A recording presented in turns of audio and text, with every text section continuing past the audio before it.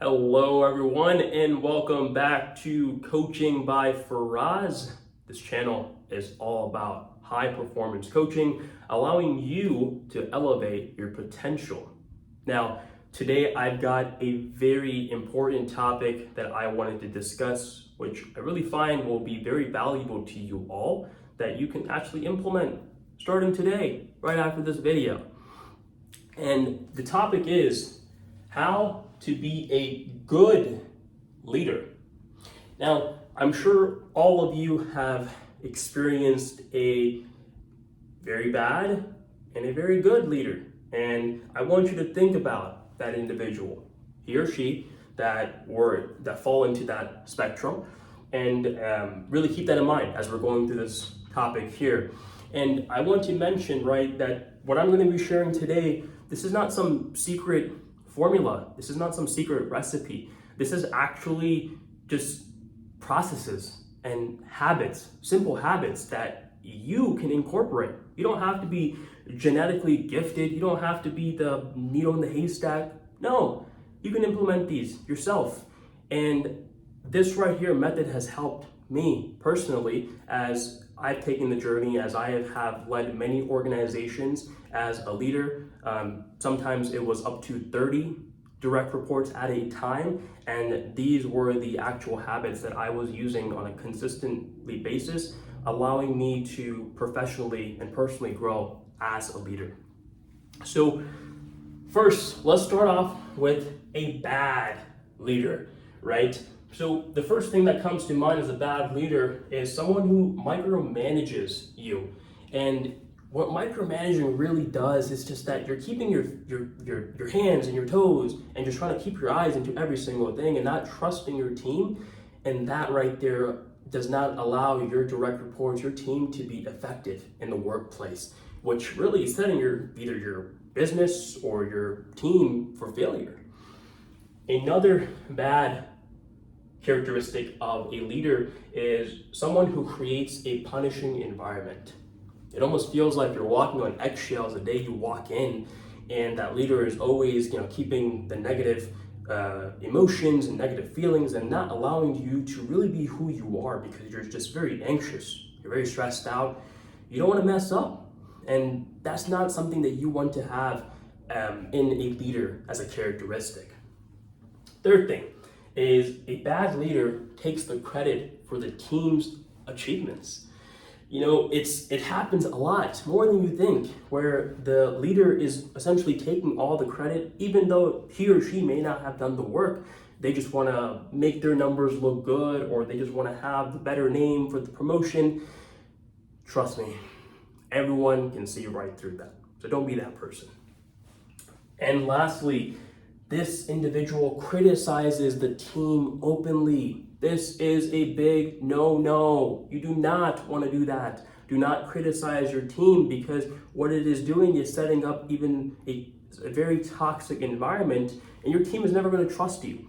Because let me tell you all this, no matter if you have a business, a company, or you work for someone, it takes a team, it takes a village to build a successful team, company, whatever you're in. You can't do it alone. You can't go at it alone. And having that experience, that the team that I have worked with and the incredible and successful individuals that I have worked with, the intelligent folks, have really allowed me to elevate myself and also elevate themselves. Which allows us to move over to what a good leader is or looks like. First thing, being clear in communication. Now, listen, good leaders are also human beings, right? They don't always have the answers. But what they do is, in order for them to be confident, in order for them to have the trust of their team, the people around them, is that they allow themselves to communicate with their team openly. If they don't know the answer, they'll say it. And they'll get back to you with the answer. And they'll keep you in the loop with whatever is going on, allowing you to understand what role do you play in that project, in that company, which will allow you to be more motivated and dedicated in the work you're doing. Secondly, a good leader will create a safe and positive work environment. Now, I don't know about you, but I don't like working with someone who is very negative, who makes me feel like I have to be stressed out. I have to make sure that my job is not on stake, and they just always are in a very stressful mood. It's a horrible situation. And I've had experiences where I've had bad leaders who did do that.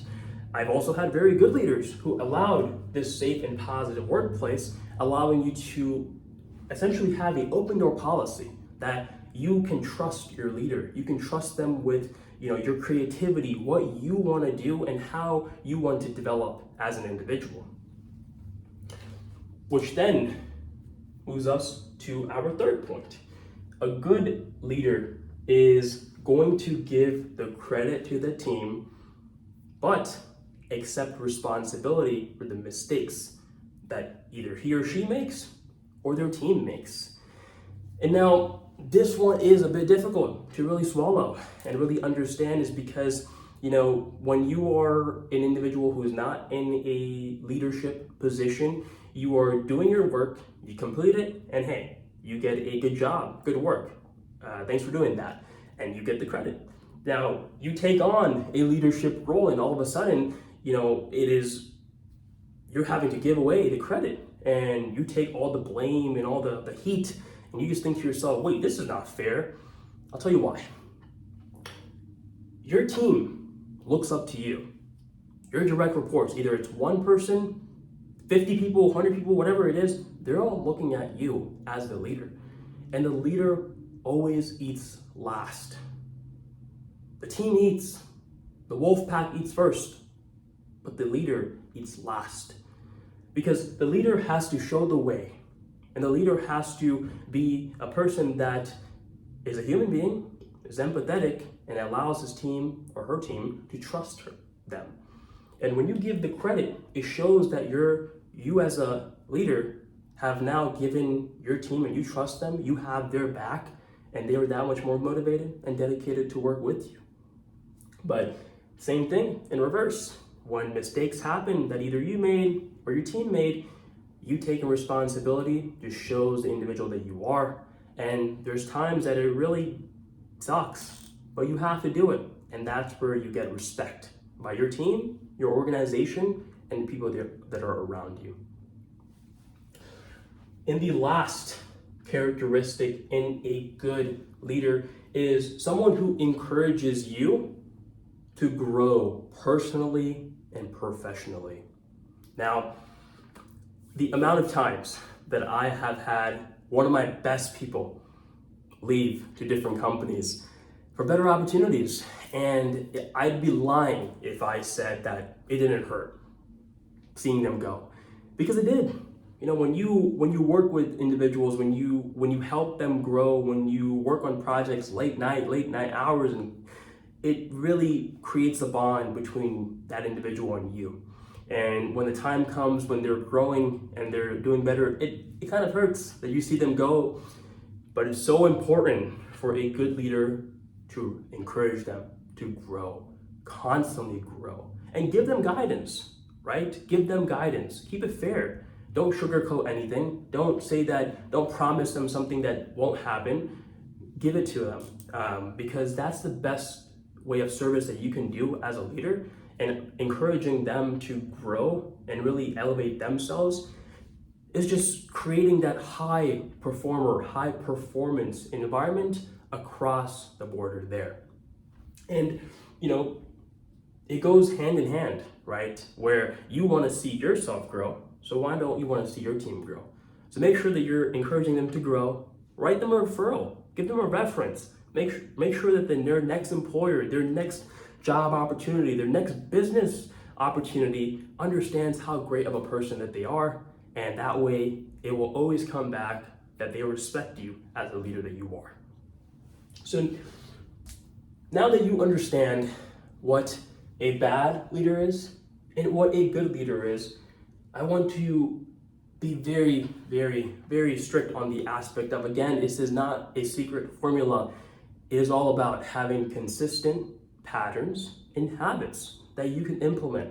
These right here, you can implement right now. right after watching this video. And some of you folks either maybe a leader already, you're either in the pipeline to get promoted to being a leader, or you are someone that has just started off and you have some ways to go, but you see a leadership role in your career path. And for all of you in all three stages, these characteristics can all be implemented. So I do encourage all of you to reflect back on the times that you've had a good leader and a bad leader. See where you can implement these strategies, these habits, and stick to it. It's not gonna happen overnight. You're not gonna grasp anything overnight. It takes time to get to habits, but that's better than doing nothing. So I hope that you all have enjoyed this video. It is very important that for all the viewers to be subscribed to the channel. It really helps out with the YouTube algorithm.